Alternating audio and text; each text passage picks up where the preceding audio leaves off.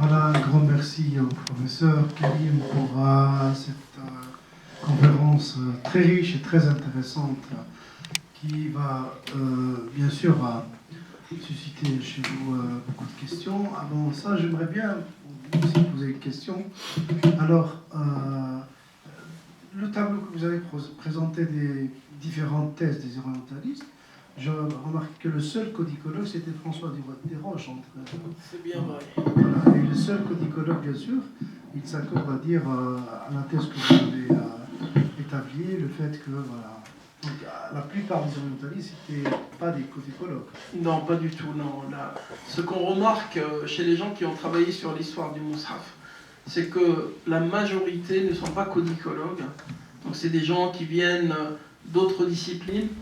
Et que, en plus de ne pas être codicologue, la majorité ne sont pas historiens spécialistes du monde musulman. Il y a une grande différence d'être dans la philosophie, ou dans l'astrologie, ou dans je ne sais pas quoi, ou dans l'Europe médiévale, ou dans ce que vous voulez.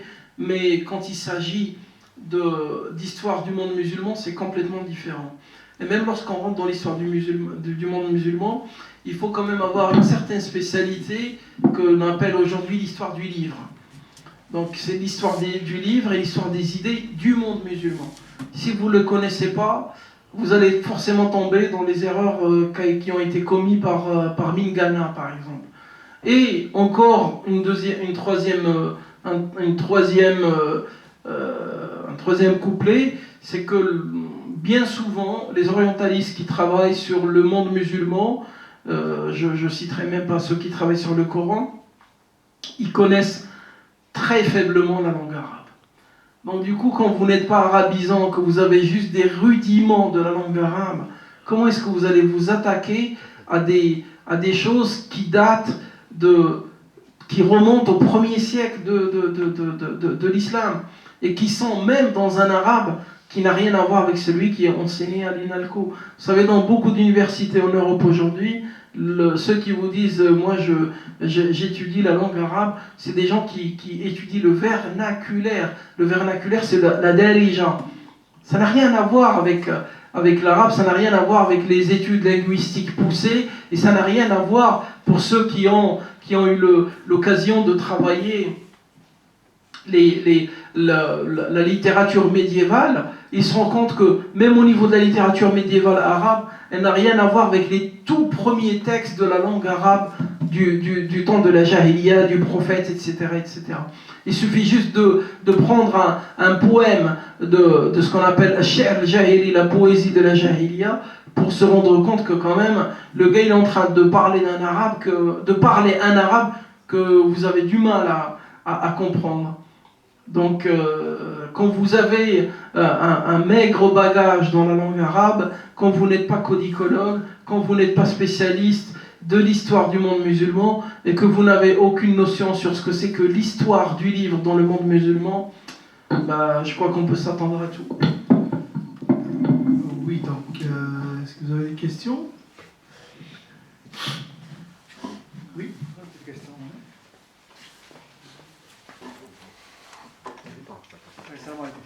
D'abord, merci pour l'intervention, très intéressante, parce que bon, je crois que c'est tellement rare qu'on a un codicologue, je crois que vous êtes le seul, en Europe. Donc c'est tellement rare que moi, sur l'invitation d'un ami qui n'est pas là... Un chercheur orphelin. Oui, vous êtes orphelin. Je crois qu'on va se rejoindre quelque part.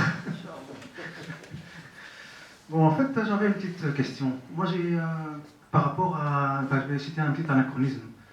Je suis un peu contre, moi, une loi qui est actuellement valable en Europe, qui est en France et en Belgique, entre autres, qui est la loi Guesso, donc, qui nous empêche de faire du révisionnisme sur certains faits historiques, donc sur la Deuxième Guerre mondiale. Mais moi, ma question, en fait, je voulais faire un petit parallélisme avec le début de l'islam, le début de l'ère musulmane, par rapport au calife et au pouvoir califal de l'époque. Parce que moi, personnellement, je leur fais aussi peu confiance que je ne fais confiance à ceux qui nous ont institué la loi Guesso au XXe siècle. Donc ma question, ça serait dans quelle mesure on peut faire confiance à ces gens-là qui nous ont transmis la tradition islamique, la tradition dont vous avez parlé, dont vous avez énuméré la liste. J'ai compris votre question. Alors si vous avez, je pense que vous étiez là depuis le lancement de cette conférence, et vous avez bien vu que j'ai suivi une méthode qui fait confiance à personne. Voilà. Donc il n'était pas question d'arriver de dire voilà ce que les anciens nous ont transmis et forcément ça ne peut être que bon. Non, pas du tout. C'est pour ça que j'ai proposé de montrer ce que raconte la tradition islamique, de ce que racontent les recherches universitaires les plus abouties. Et même les recherches universitaires les plus abouties, ben on ne leur fait pas confiance. On fait confiance à quoi? Aux preuves, les preuves matérielles. Et c'est sur ça que cette conférence s'est basée. Donc on a regardé ce que disent les uns et les autres, parce que les uns et les autres, ça a été dit tout à l'heure, aucun n'a apporté une preuve matérielle de la véracité de leurs propos. Donc de la même façon qu'on n'a pas fait confiance à la tradition islamique, on ne peut pas faire confiance à ce que racontent les califes, d'autant qu'ils n'ont rien raconté. On n'a aucun témoignage des premiers califes. C'est plutôt, on a des témoignages dans la littérature de la tradition musulmane qui est assez tardif. Donc du coup, qu'est-ce qu'on fait? On vérifie tout ça, on le passe au tamis, et on regarde ce que nous disent les preuves matérielles que nous avons aujourd'hui sous la main pour pouvoir valider ou pour pouvoir invalider. Et ce qui en est sorti, c'est que pour rester exclusivement sur la question de l'histoire du livre coranique, c'est que nous avons des preuves matérielles de Coran, de livre coranique qui remontent à la première moitié du siècle de l'islam. C'est de ça qu'on a parlé. Mais pour le reste, moi je vous rejoins complètement, bien évidemment. On n'est pas là pour... Oui.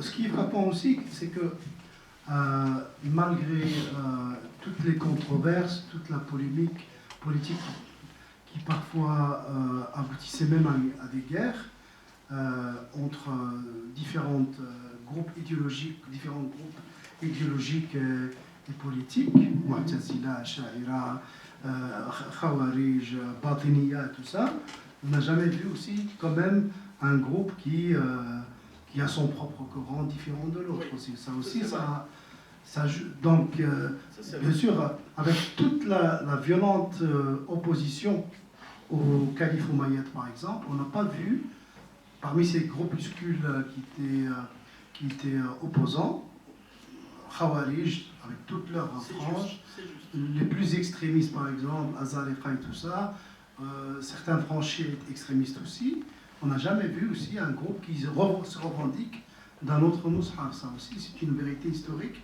frappante par rapport à ça. Est-ce qu'il y a des questions? Salam alaikum. Merci pour la conférence tout d'abord. Et puis j'ai une question par rapport à un autre codicologue musulman qui travaillait en Hollande, je crois, à Leiden, le professeur Qasim Samarra'i. Par rapport justement à votre conclusion et le tableau que je vois derrière vous, c'est justement, lui, il a une position par rapport à la datation carbone qui remet tout ce que vous avez dit en cause. Non, puisque selon lui... pas du tout. Oui, je termine juste. Hein. Soyez plus juste, précis oui, dans juste les par questions. rapport à la datation, car il y a d'autres manières de dater un manuscrit, bien entendu, mais par rapport à la datation carbone, c'est-à-dire un des seuls outils qui est utilisé à peu près par les chercheurs aujourd'hui. Non, pas du tout. Pour ce classement-ci? Non, pas du tout. Non. Alors, ce que dit Qasim Samarra'i, pour que les gens comprennent bien, Qasim Samarra'i, il remet en cause le principe du carbone 14. C'est pas nouveau, hein, c'est connu ça. Le carbone 14, ça n'est pas un outil de datation précis. Le carbone 14, c'est un outil de plus qui aide à identifier la datation. Pourquoi? Parce que le carbone 14, il renferme plusieurs problèmes. Un carbone 14, plus la période elle est grande, plus sa datation est large. Il dira jamais, le carbone 14, que ce téléphone ou ce papier-là, il date du 29 avril 1912. Il ne peut pas le dire. qu'est-ce qu'il fait? Il dit que ce papier-là, il a une période entre 30 et 80. Voilà ce que dit le carbone 14. Mais même ça, c'est pas aussi fiable. Pourquoi? Parce que lorsqu'on prend un livre coranique, d'accord? Un livre coranique, on se repose sur quoi? Quand on veut faire du carbone 14, on se repose sur le support. Et si le carbone 14, il me dit que ce support-là, il date de 22 Légir, en fait, ce n'est pas le livre qui date de 22 Légir, c'est le support. Donc, il peut très bien que quelqu'un qui est né, qui est arrivé un siècle après, et qui va utiliser un support qui date du 22 Légir, et que moi, je vais dire, non. La codicologie, lorsqu'on parle de codicologie, qu'est-ce qu'elle fait?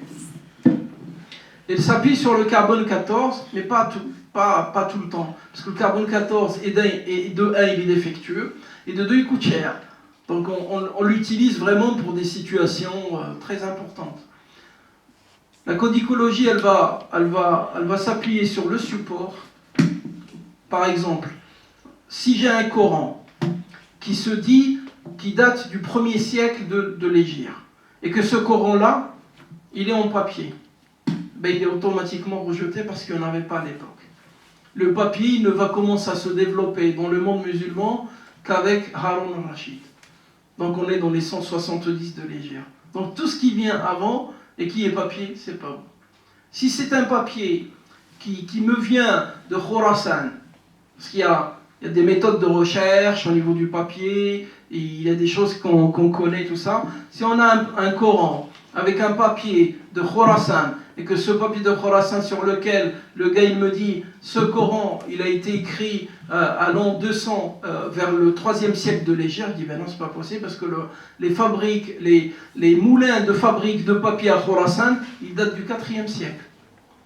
Ben de même pour le papyrus, de même pour le parchemin, de même pour ceci. Donc on a des outils. Et voilà, une fois qu'on finit avec le support, ben on va sur la qualité les styles d'écriture. Pour le dôme du rocher, on l'a bien montré. Lorsqu'ils ont dit ce Coran, il date de Marwan parce que le dôme du rocher, non madame. Les écritures qui étaient en circulation, les toutes premières qu'on appelle les styles hijazi, n'ont rien à voir. Ils sont complètement aux antipodes de ce qui va se développer derrière. Et plus le temps se développe, plus l'écriture se perfectionne. Et à un moment, on ne parlera plus d'écriture, on parlera de calligraphie.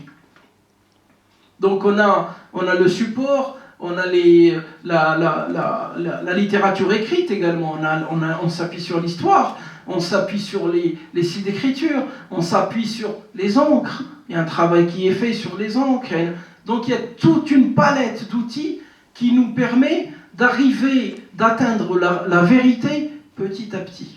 Et non pas uniquement, exclusivement le carbone 14. Ce qui veut dire que Samer Ra'i, il a raison quand il dit qu'il ne faut pas se fier au carbone 14, bien évidemment, mais en même temps, il n'a pas raison parce qu'on ne se fie pas uniquement, exclusivement sur le carbone 14. Donc voilà. Juste par rapport à ça, est-ce que justement, les deux méthodes se rejoignent? Est-ce qu'on a fait des concordances? Par exemple, on a daté un manuscrit avec la technique du carbone 14 et les autres techniques dont vous avez... En général, c'est ce qui se fait, en général. Mais le carbone 14, il reste vraiment un recours assez faible. Hein, c'est pas... Carbone 14, il serait bien si vous avez une momie qui a 4000 ans et qu'elle va vous dire oui, elle a 4000 ans, entre 4000 et 4500 ans. Là, c'est pas grave. Vous dites, bon, ben, à cette époque-là, il n'y avait personne, donc... Vous voyez, mais pas sur des questions précises, sans se savoir que ce livre-là, il a été écrit entre le début du siècle et la première moitié du siècle. Là, le carbone 14, il a un peu de mal. Juste une petite question par rapport à... pas sortir du sujet, par rapport justement aux locaux, les gravures qu'on a. Comment on fait pour dater ça? C'est le style d'écriture. Non, il y a le style d'écriture, mais il y a également ce qu'on appelle la philologie. La philologie, on prend le texte, on l'étudie par rapport au vocabulaire qui est utilisé, par rapport à des choses comme ça. Les graphiques que vous avez vus tout à l'heure, on retrouve le nom de Omar ibn al-Khattab ou le calife Abu Bakr. Voilà, il y a des éléments qui permettent de dater la question par rapport au texte lui-même. Après, on rentre dans le texte et on fait des recherches. C'est maintenant pour la conférence. Ma première question, c'est en fait pourquoi les orientalistes ne se sont pas basés sur l'IGZ, en sachant que l'IGZ, c'est bien des personnes qui ont existé. Il y a pas mal de preuves qui vont dans ce sens-là. C'est quand même quasi accablant. Pourquoi ils n'ont pas tenu compte de ça? Parce que les IGZ sont tardives. Ah. Et oui, les IGZ sont tardives. Les IGZ, ils vont commencer à partir de la période abbasside, parce que la période abbasside, c'est là où on va assister à la naissance de la production écrite de masse.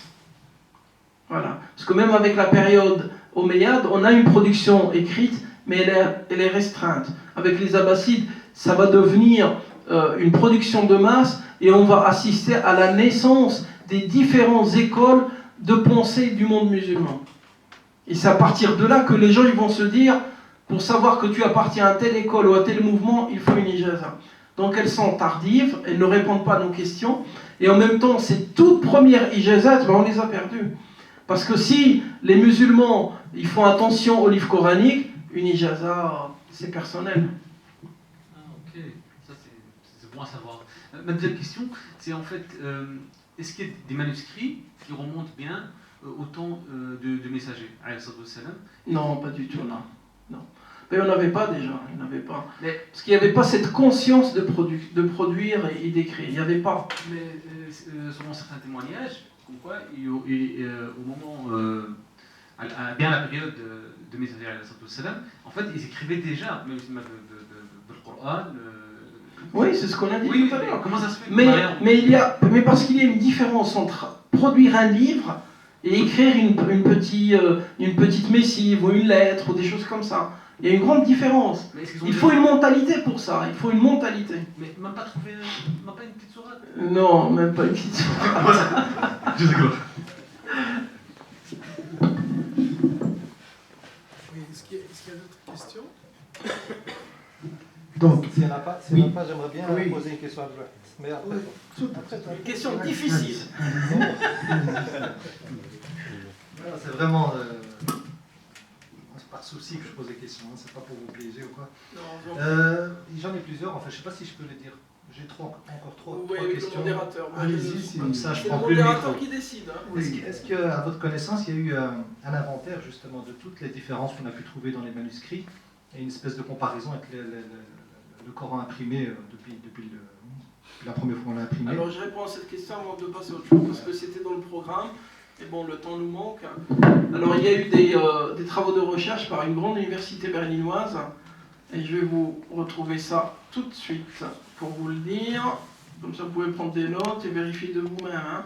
Vous voyez, même ce que je vous dis, ne me faites pas confiance, vérifiez vous-même. Hein. Comme ça on est tous tranquilles. Voilà. Donc l'Institut Koran Forschung de l'Université de Munich a recueilli près de 42 000 copies manuscrites anciennes du Coran, certaines complètes, d'autres non, après environ 50 années de recherche. Ils ont rapporté n'avoir trouvé aucune différence entre les différentes copies, à l'exception d'erreurs de copistes occasionnelles qui étaient faciles à repérer. Cet institut a malheureusement été détruit par les bombes durant la Deuxième Guerre mondiale. Cette référence, elle est dans l'ouvrage de Mohamed Hamidullah, La War, voilà, son livre c'est Mohamed Rasulullah, La War, Kada Kada. Voilà, donc ça c'est le fameux projet coranique. Et donc voilà, ce projet, ils ont recensé 42 000 mushaf, ils ont travaillé dessus. Ça aurait été, dans le monde musulman, on aurait recensé les 42 000, travaillé dessus pour à la fin dire, vous voyez, rien, les gens ils vous auraient peut-être pas cru. Mais là c'est des gens qui sont pas musulmans. Ça c'était le patrimoine de Chevali, c'est ça? Ah oui. C'est ça, c'est ça. Et au fait, par rapport à... Mohamed Hamidullah, quand il dit ça, on est dans les années 60. Dans les années 60, on a pensé que ces éléments étant détruits. C'est vrai, ils ont été détruits par la suite à la guerre. Les livres coraniques, oui, mais ils ont été photocopiés. Enfin, ils ont fait des, comment on appelle ça, des microfilms. Et les microfilms existent encore. Oui. Et là, et le projet de recherche continue, hein, C'est le fameux projet de Berlin. Bis Ouais. Coranicum avec Coran. Angelica Agnew. C'est ça. Mais par rapport au manuscrit de Sana'a, puisqu'ils viennent après ça, Oui. est-ce que le docteur Coyne, par exemple, a établi un inventaire de ce qu'il a pu trouver? Oui, il y a des inventaires qui ont été faits également sur les Corans de Sana'a et c'est le même constat aussi, pareil. Maintenant, il y a la thèse de Asma Hilali qui vient de sortir sur ça. Voilà, la thèse de Asma Hilali, elle est sortie déjà plusieurs années. Elle a fait que confirmer ça parce que Asma, elle a travaillé sur le palimpseste de Sana'a. Un palimpseste, c'est quoi? C'est une peau qui a été effacée. C'est-à-dire, on a une peau, on écrit un texte coranique, et puis le propriétaire décide d'effacer le premier texte et d'écrire un deuxième texte dessus. Donc, le palimpseste permet, aujourd'hui avec les technologies que nous avons, on a des outils qui nous permettent de lire le premier texte malgré qu'il a été effacé. Donc du coup, en lisant ce texte, qu'est-ce qu'il découvre? Il découvre qu'il y a des variantes importantes dans le texte qui a été effacé. Alors certains orientalistes, ils ont très vite couru pour dire, bon, ben, finalement, on a trouvé la preuve que le tout premier ancien Coran n'a rien à voir avec celui qui est en circulation. Alors Asma Hilali, elle a travaillé sur ce palimpseste pour dire à la fin, non, finalement, cette divergence, ce sont des notes de maîtres et d'étudiants en fait. Donc voilà, ça d'un côté. De l'autre, lorsqu'on va apporter une preuve, ben, on ne s'appuie pas sur un exemplaire, c'est pas possible. Un exemplaire, ça peut être une erreur, ça peut être autre chose. Donc non, C'est c'est un pas ça. palimpseste, c'est-à-dire. Ah oui, ah oui. Oui. Alors, Oui. dernière question, je vais en sauter certaines. Par rapport à ce qu'a dit notre ami, par rapport à l'oralité finalement, est-ce qu'il y a des études dans les milieux universitaires sur l'oralité, des études par exemple biographiques, même si c'est très tardif, qui remontent cette chaîne de transmetteurs et qui... parce qu'il y a par exemple les auteurs orientalistes qui remettent en cause complètement l'isnad, que c'est des choses inventées, et même je sais que les auteurs iraniens aussi font ça. Les orientalistes qui remettent en cause l'isnad et tout ça, on les a cités, on n'est pas rentré dans les détails. On a Ignace Boulzayer qui lui est le maître de l'isnad, mais qui c'est du grand n'importe quoi, on ne va pas revenir dessus.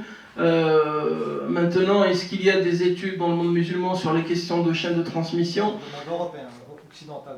Occidental, oui, il y a Ignace, il y a quelques bricoles, mais je peux vous dire que là, ce sont des disciplines qui font très mal. Les gars qui se lancent là-dedans, ils doivent être très bons. Et moi, j'en doute. Voilà. Il y a les travaux de Harold Motsky qui mettent en cause aussi. Harald Motsky, ouais, qui mettent en cause surtout les conclusions de Goldziher. Il y a l'Ardami aussi. Oui, l'Ardami, c'est un peu très dans les années 60. Mais Motsky, il vit encore. Et ces travaux sont très intéressants au niveau de l'hadith, qui mettent, bien sûr, qu'ils ne sont pas hyper critiques, mais ils sont vraiment au juste milieu. Vous savez, si on prend la question de l'hadith, il y a beaucoup de choses qui se disent, malheureusement, parce que tout le problème, c'est quoi? C'est qu'on a parlé du hadith dans le monde musulman, à parler du hadith des gens qui ne connaissent pas le hadith, malheureusement. Et du coup, ils ont essayé de donner une image magnifique, extraordinaire du hadith. Alors que les premiers muhaddithines, c'est-à-dire ce qu'on appelle Ahl al-Sina', les spécialistes du hadith, ils sont unanimes. Ils ne disent pas que le hadith, faites attention, c'est top. Non, ils disent faites attention. Là, vous entrez dans des veines qui sont hyper complexes. Et si je prends par exemple l'exemple de Sahih al-Bukhari, les gens, avec des raccourcis de vocabulaire, ils te disent Sahih al-Bukhari asahhu kitabin ba'da kitabillah. Non, ça n'a jamais été dit. C'est juste que par rapport à ce qui circule,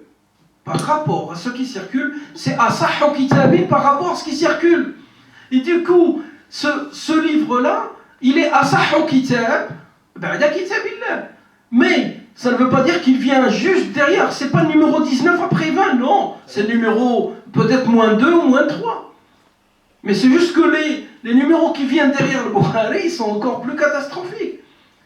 Les gens, ils disent que dans le hadith, il y a ceci. Non. Vous savez, quand vous prenez les 14 recueils les plus grands du hadith, et que vous compilez, vous les additionnez, vous sortez à peu près avec 140 000 hadiths.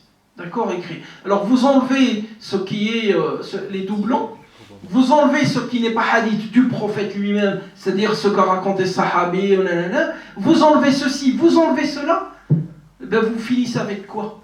Avec 3400 hadiths. Eh oui, 3400 hadiths. Voilà. Donc toute cette littérature qui a fait couler un encre à n'en plus finir, c'est 3400 hadiths. Voilà. Et ces 3400 hadiths, c'est asah. Mais c'est asah. C'est on pense que c'est asah nadonno annahu asah ma qala rasulullah. Parce que la base, la règle d'or chez les muhaddithines, c'est quoi? C'est que tout ce que a dit le prophète est authentique. Mais pas forcément ce qu'on a rapporté de lui. Ça, c'est la base. Il y a une énorme différence entre les deux. Donc voilà. Maintenant, quand vous avez des gens qui arrivent aujourd'hui qui vous mettent le hadith sur des piédestals on ne plus finir, non, il faut faire très attention. Et d'ailleurs, ça se paye cher. Mais c'est malheureux. C'est malheureux. Toute la différence, les anciens disaient une phrase très très belle, mais qui résume tout. Disons, Sahih ala shart al-Bukhari. Selon la méthodologie, les conditions méthodologiques de Bukhari, il était conscient qu'il y a des méthodologies de musulmans de Bukhari qui ne sont pas identiques. Donc, il y a un Sahih ala shart al-Bukhari. Bon, ça c'est alors, discutable. oui, ça c'est un autre sujet. Alors, sur ça c'est discutable. Oui. Le travail de l'Hakim par exemple. Voilà, donc, Je suppose que vous avez. s'il n'y a pas d'autres questions, donc je voudrais bien tout d'abord remercier le professeur Karim Frach pour avoir accepté notre invitation et pour cet exposé très riche et très intéressant. Il y aura, Inch'Allah, bien sûr, une suite à ça, Inch'Allah. Et je vous remercie aussi d'être présent un vendredi soir, après une semaine de travail. Et Inch'Allah, donc, soyez surtout, faites attention à nos annonces. Prochainement, Inch'Allah, il y aura d'autres activités. Barakallahu fikum. Excusez-moi, je veux dire qu'en fait, moi je suis bien un chef qui est une déjà, où il disait qu'il a lu d'un chef jusqu'à la 66. Excuse-moi, mais si on dit que ça a commencé de l'Abbaside, comment ça se fait qu'il est parvenu je veux dire, à avoir une chaîne elle est contemporaine en 2018.